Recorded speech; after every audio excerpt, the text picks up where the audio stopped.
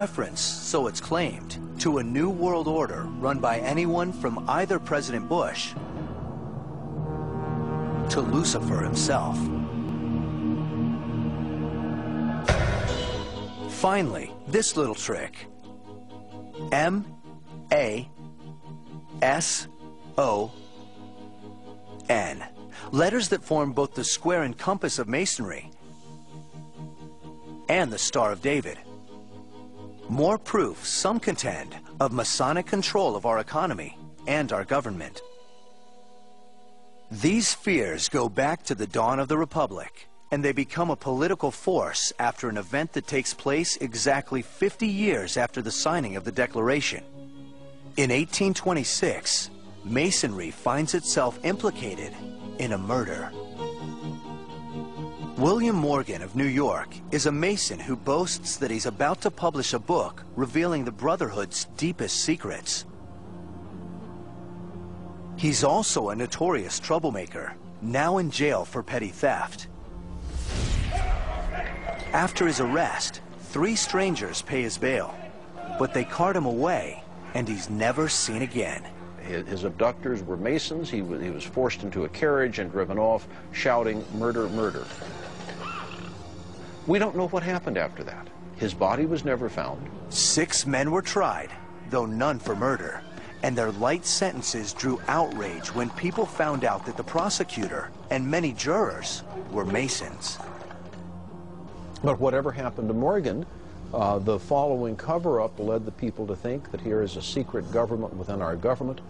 And so from this unauthorized event, a wave of anti-Masonry swept the country. As the hysteria multiplied, New York's 227 Masonic lodges dwindled to 41. There was a suspicion of the Masons' secret rituals and the politicians who took part in them. American Masonry recovers from the Morgan episode.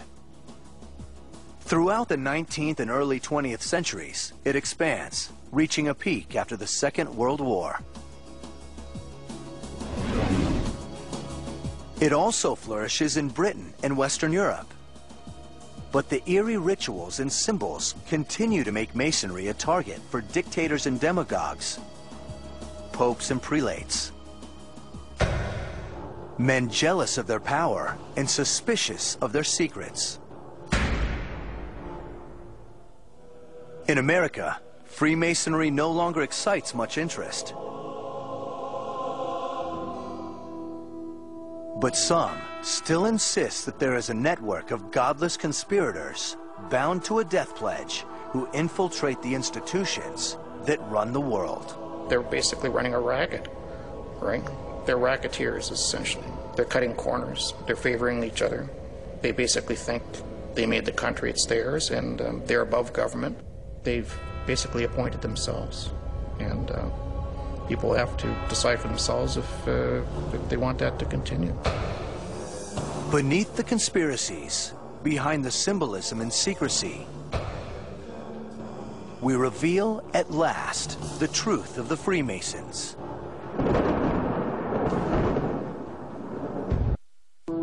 Or a shadow government, a harmless social club, or a satanic cult.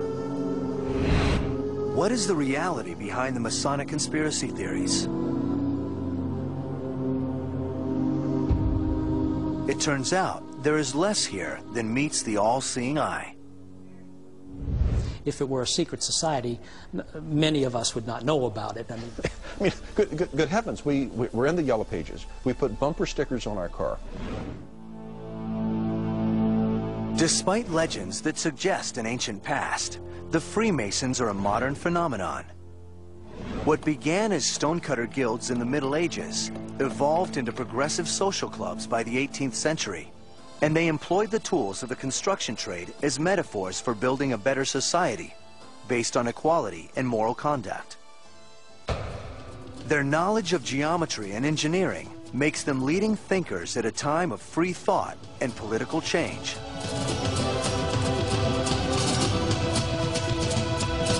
But their symbols and secrecy make them suspect to kings and churches who don't like secrets or political change. Maybe they see this as part of a conspiracy and they're going to look for villains. And Freemasons make great villains. But in reality, their rituals are harmless and their symbols no more ominous than a company logo. Some symbols attributed to the Masons aren't Masonic at all, like the Great Seal of the United States. The all-seeing eye above the pyramid is not Masonic, nor were the people who selected it. A committee was formed by the Congress just after the Declaration of Independence was signed. The first three members were John Adams, Thomas Jefferson, and Benjamin Franklin. Only one of those three men was a Freemason, and that was Benjamin Franklin. Franklin suggested several designs, none of them involving an eye or a pyramid. Non-Masons chose that design. The pyramid is unfinished because it signifies a solid foundation for a country that's always a work in progress. Under the eye of Providence.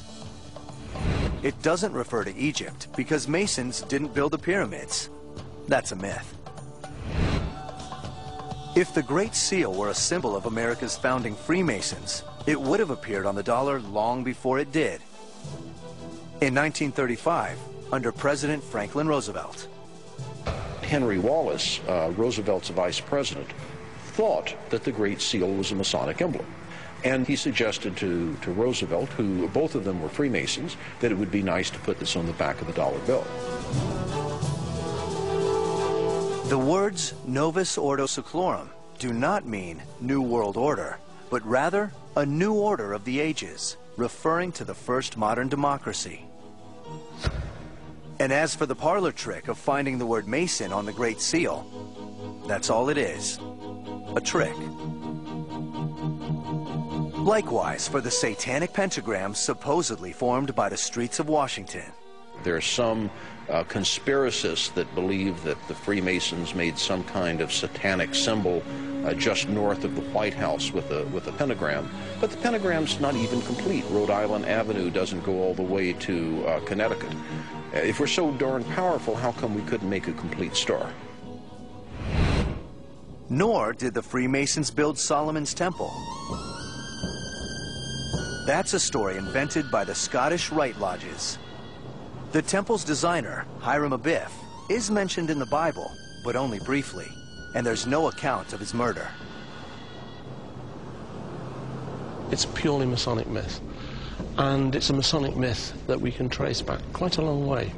So he's a personification of a belief system. The Templar Knights were based in the ruins of Solomon's Temple, but they found no secret knowledge. They didn't go into hiding when they were disbanded. And they didn't resurface as the Freemasons. Nor did they ignite the French Revolution. It's a claimed heritage, it's a legendary heritage, but I can't give you any historical evidence to support it, but it's a lovely story. And while Rosalind's builder was William Sinclair, it wasn't this William Sinclair, the Masonic Grand Master. Rosalind was built by his ancestor 3 centuries earlier, in the 1440s, before the Freemasons were formally established. The Catholic Church opposed Masonry because churches didn't like secret organizations, period, and they objected to Masonic support for democracy and church-state separation. These ideas did, however, make them popular with America's founders. The whole American experiment is in part about separation of church and state. That at one time was a very radical notion. Among those radicals were those who threw the Boston Tea Party. But was it a Masonic plot? The Boston Tea Party was planned in the Green Dragon Tavern. Indeed, the Freemasons were involved, but so were the non-Masons. Every man that was in the tavern that evening was pressed into service. The group responsible was the Sons of Liberty, only some of whom were Masons. Only 9 of the 55 signers of the Declaration of Independence, and only 1 out of 3 American presidents are known Masons.